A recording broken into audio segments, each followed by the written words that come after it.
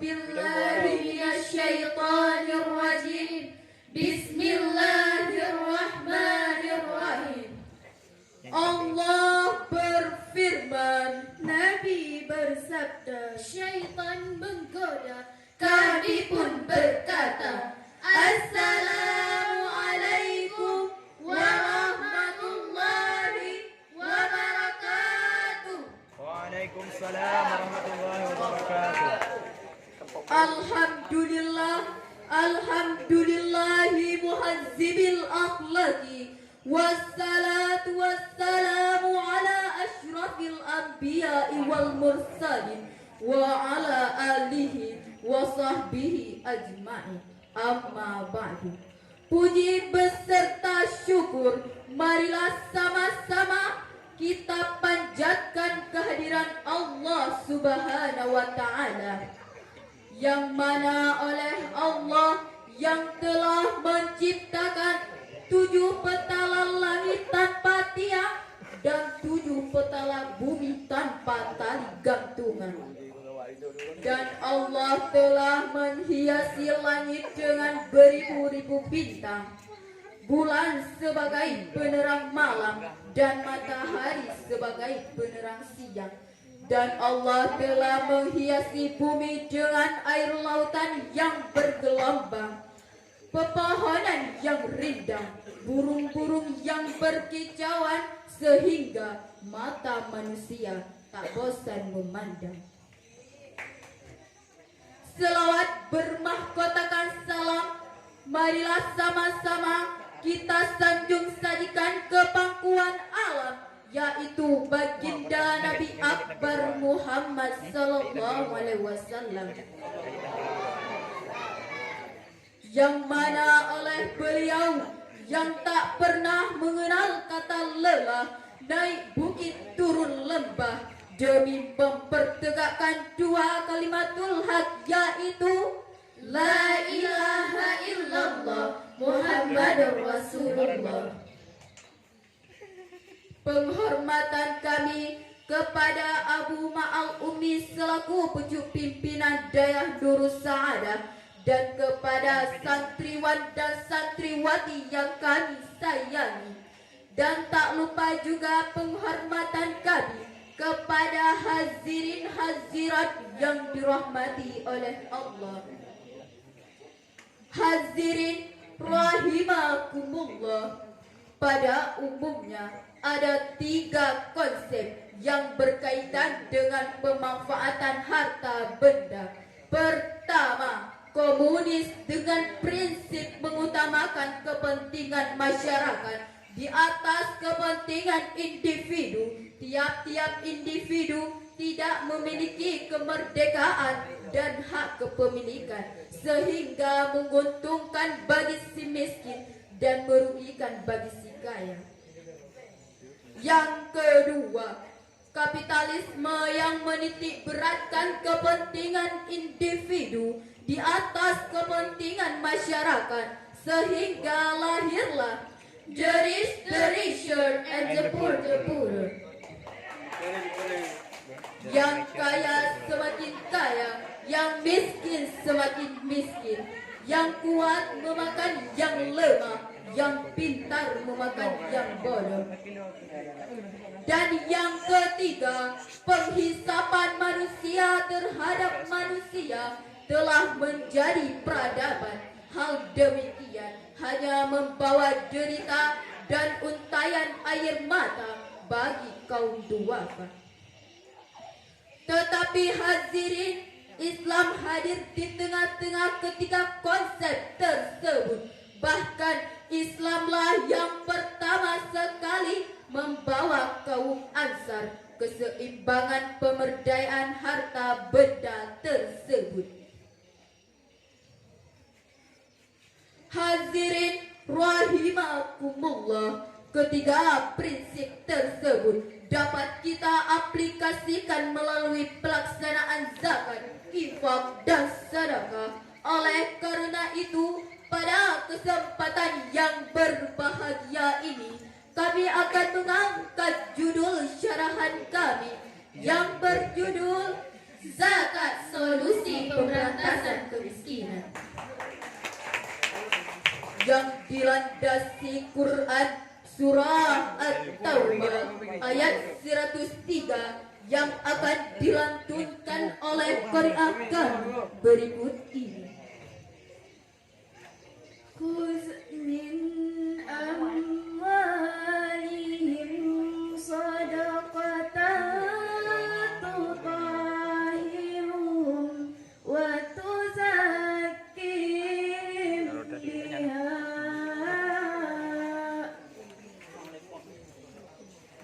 wa tuzakkihim biha wa salli alaihim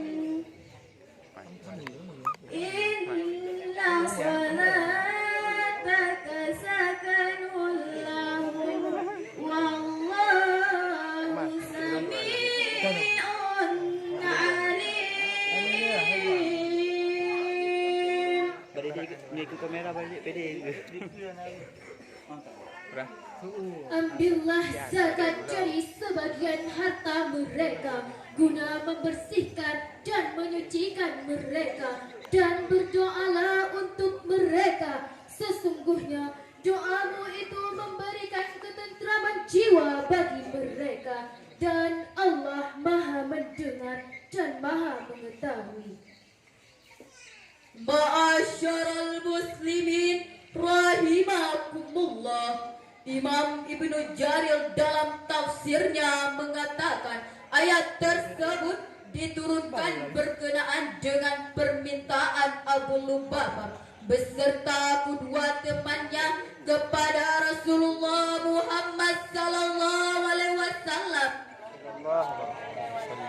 Seraya berkata, "Ya Rasulullah, ini harta benda kami, sedekahkanlah atas nama kami dan mintakanlah ampunan bagi kami." Lalu Rasul menjawab, "Aku tidak diperintahkan Allah untuk menerima harta sedikit pun." Berkenaan dengan hal tersebut, turunlah perintah Allah untuk menerimanya, sebagaimana terangkai dalam surat At-Taubah ayat 103 tadi, agar membentuk lembaga pengelolaan zakat, infak, dan sedekah yang profesional dan proporsional. Lalu hadirin, apa hikmah zakat bagi seorang muzaki?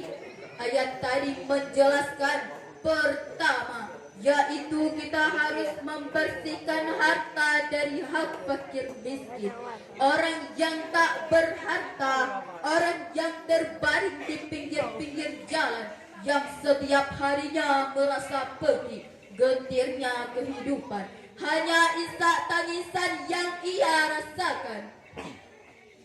Yang kedua, yaitu kita harus membersihkan diri dari penyakit tamak bin rakus dan serakah. Penyakit inilah yang harus kita bersihkan di dalam hati, sebab jika kehidupan manusia dilanda penyakit ini, maka akan lahir hartawan berjiwa karun, pengusaha bermental salabah, penguasa berontak Fir'aun. Fungsinya bukan pelindung rakyat, tapi pemeras, penindas, bahkan perampas rakyat. Dan yang ketiga, ketentraman jiwa bagi mereka. Maksudnya dengan zakat, infak, dan sedekah, jiwa akan tenang, hati senang. Tapi sebaliknya, jika para agninya, para konglomerat enggan membayar zakat, enggan untuk wakaf, dan enggan untuk berinfak, maka suatu negara bisa kiamat. Walau gedung bertingkat, walau mobil makin mengkilat, dijamin rakyat sulit berdaulat. Apalagi jikalau penjabat sudah menjadi penjahat, merampas uang rakyat, jelas bangsa bisa kiamat. Na'udzubillah, summa na'udzubillah. Padahal Rasulullah sallallahu alaihi wasallam telah mengancam, laisa mu'minul ladzi yasbahu wajaruhu illa janbihi, yang artinya bukan termasuk orang mukmin orang yang hidupnya kekenyangan sendirian sementara tetangganya hidup dalam kelaparan. Maka orang kaya yang tidak peduli dengan nasib kaum duafa, konglomerat yang acuh terhadap kaum melarat. Dayah durus saadah ialah dayah yang juang. Betul hadirin? Nanggro Acehnya ialah nanggro yang masyhur dengan serambi Mekah. Benar hadirin? Maka oleh karena itu, marilah sama-sama kita menjaga ketentraman sesama kita. Pejabat yang tuli, bisu dan buta terhadap nasib rakyat. Hal ini bukan saja mencerminkan orang yang jahat, tapi juga mencerminkan orang yang tidak beriman. Maka orang-orang seperti ini harus minggir dari negara kita yang tercinta ini. Apa negara kita? Indonesia. Apa bangsa kita? Indonesia. Kita adalah anak bangsa Indonesia. Oleh karena itu, zakat, infak, dan sedekah wajib kita aplikasikan dalam kehidupan berbangsa dan bernegara. Maka timbullah pertanyaan, kepada siapa zakat itu diberikan? Sebagai jawabannya, marilah sama-sama kita renungkan firman Allah dalam Al-Quran surah At-Taubah ayat 60 sebagai berikut.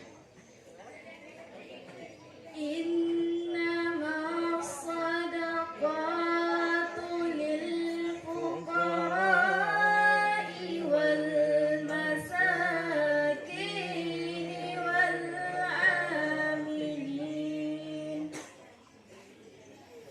wal 'amilin 'alayha wal mu'allafati qulubuhum wa fir riqab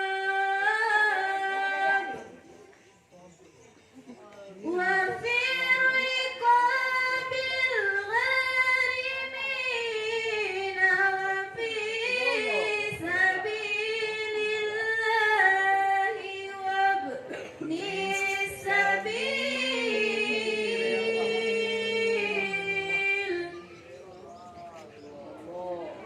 fariidatan minallahi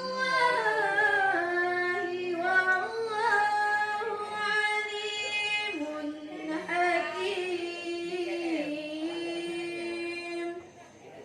Sadaqallahul azim.